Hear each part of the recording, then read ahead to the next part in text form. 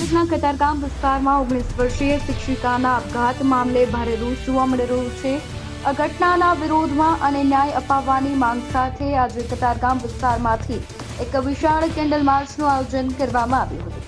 ડબોલી 4 રસ્તાથી અંકુર 4 રસ્તા સુધી યોજાયેલી આ કેન્ડલ માર્ચમાં 8000થી વધુ લોકો જોડાયા હતા, જેમાં મોટી સંખ્યામાં મહિલાઓ પણ સામેલ હતી।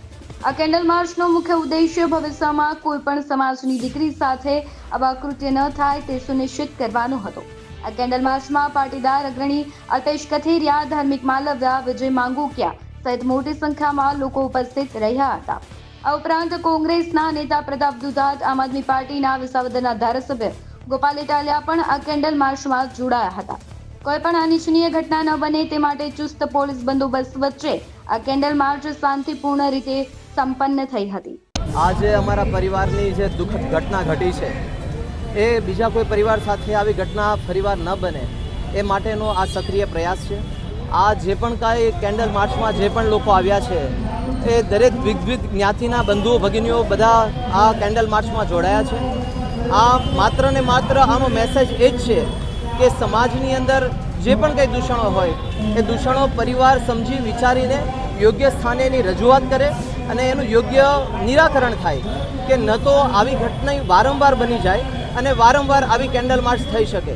આ હેતુ ખરેખર એ સજાગ બને, સક્રિય બને અને આજના યુવાનો રાજસ્વી, ઓજસ્વી અને તેજસ્વી કઈ રીતે બની શકે એનો પ્રયાસ સતત સમાજ કરી રહ્યો છે।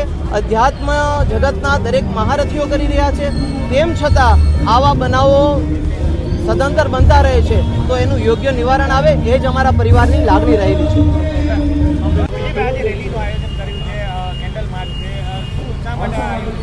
કતારગામ વિસ્તારમાં વર્તમાનમાં જે ઘટના ઘટી છે એ ગુજરાતની અંદર ક્યારે પણ ન ઘટે અને એક દાખલો બેસે કે આ દીકરીની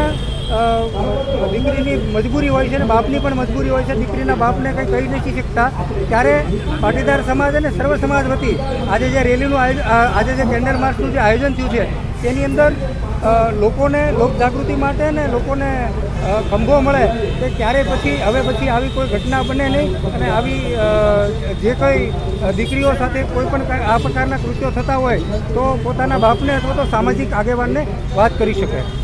કતારગામની અંદર જે આ દુઃખદ ઘટના બની છે, પોલીસ તંત્ર દ્વારા એફઆઈઆર નોંધવામાં આવી છે। હજી એક આરોપી એ પોલીસ પકડથી દૂર છે, ત્યારે ઝડપથી તંત્ર બાબતે સજાગ બની આરોપીને પકડે અને ભવિષ્યની અંદર કોઈપણ પ્રકારના આવા સામાજિક તત્વો કે વિકૃતિ માનસિકતા ધરાવતા લોકો આવું કૃત્ય ના કરે એનો એક સમાજની અંદર દર બેસે એ માટે થઈને ખાસ આ રેલીનું આયોજન કરવામાં આવ્યું છે। હજી પણ અસંખ્ય એવી બેન દીકરીઓ છે કે જે આવા વિકૃત માનસિકતા ધરાવતા યુવાનોનો ભોગ બની છે, તો આવી બેન દીકરીઓની સામે પણ આટલી મોટી સંખ્યામાં જે સમાજના લોકો છે કે એને સંદેશો મળે, વિના સંકોચ ડરે કોઈ પણ બાબત ગભરાયા વિના એમના મા બાપને ન કહી શકે તો સમાજના જે પણ યુવાનો આ લડાઈની અંદર આગળ આવે છે એની પોતાની જે પણ કંઈ બાબત છે એની જાણ કરે, એમનું નામ ગુપ્ત રાખી અને જે પણ આવા તત્વો એમને હેરાન પરેશાન કરી રહ્યા છે અને ચોક્કસપણે કાયદાનો પાઠ ભણાવવામાં આવશે।